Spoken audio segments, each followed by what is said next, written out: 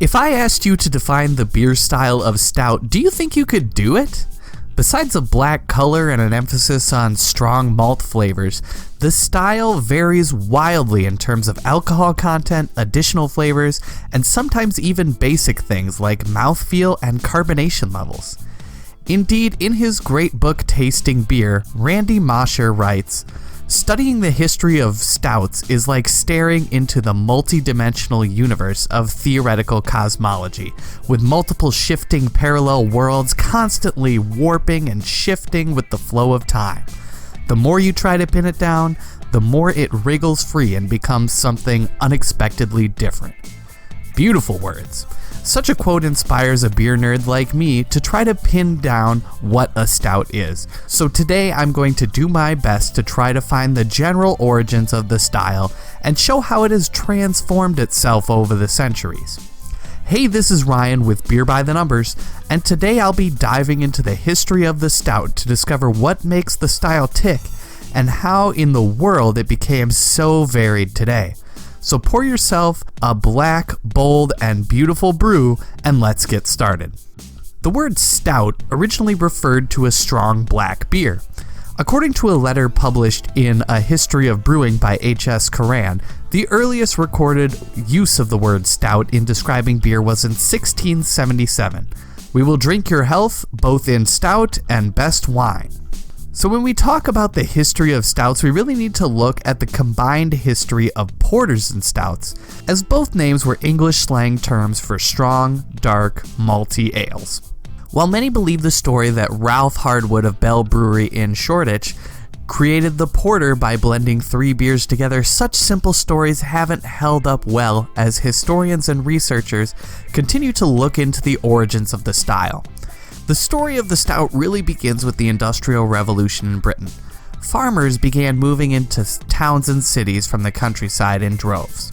As factories opened and local construction crews grew with all of Britain's new infrastructure projects, a huge group of thirsty workers formed in towns and cities, and to satisfy them, breweries grew larger and larger.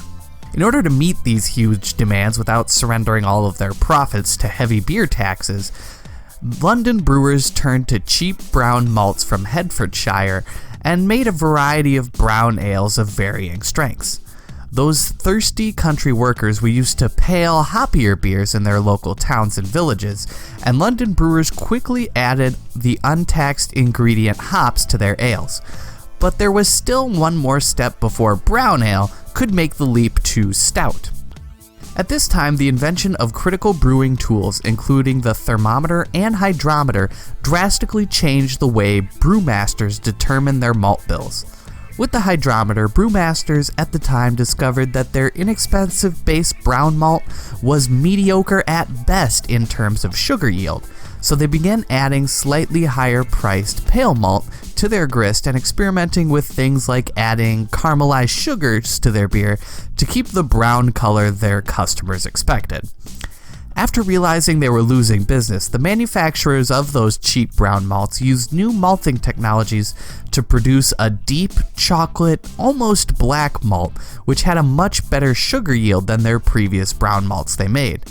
Many brewers switched back to these brown malts but kept the high hop levels, and thus porters and stouts were born. Around 1820, stout emerged as a standard term for a beer that was slightly different than porter. Somewhere along the line, porter drinkers began to distinguish stronger examples with the adjective stout. A patron might enter a pub and say, "Give me a stout porter, bartender," in much the same way one might ask for a hoppy pale ale today. As such, the term stout became slang for a strong beer, and many breweries throughout the 18th century featured a pale stout and a stronger beer called stout porter, which would later shorten to its original namesake, stout. So that's the basic origin story of the stout, a style created not by a single revolution, but a series of changes within English society that pressured brewers to create lovely black beers that we know today. They have continued to evolve since the Industrial Revolution, and today we have many distinct stout sub-styles. But for the sake of time, I will only cover 5 of the most popular here today. First is the dry or Irish stout. A traditional dry stout originally came from attempts to dodge the malt tax bill in the 18th century in London. As unmalted barley was not taxed the same as malted barley, brewers began using more of it in the grist. Still used in modern recipes, this raw, unmalted barley lends a sharp, coffee bitterness with a creamy mouthfeel. The sweet, or milk stout, had dropped off in popularity during the 20th century, as it was said to be a drink for invalids. But in the 21st century, craft brewers have revived the style and made it even sweeter through the addition of lactose sugar.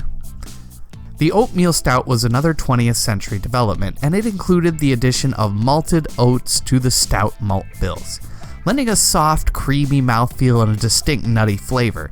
Once considered nutritious, the British adopted the Oatmeal Stout as part of a healthy diet, and many drank it quite regularly.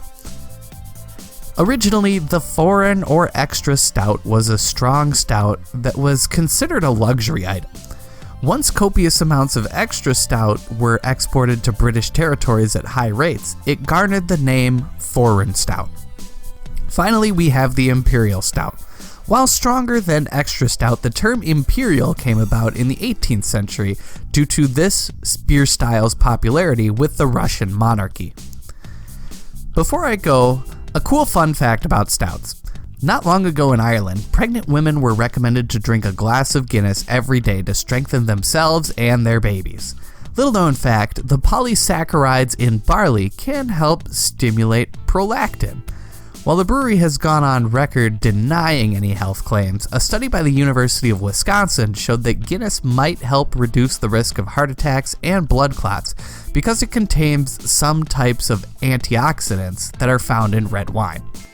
So there you go, beer nerds, a brief history of stouts and how wonderful they can be.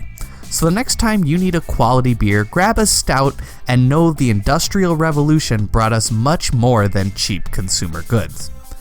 What is your favorite stout, or maybe the best stout you've ever tasted?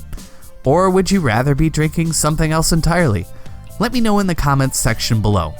Once again, this has been Ryan with Beer by the Numbers, and I'll see you next time with more great beer content.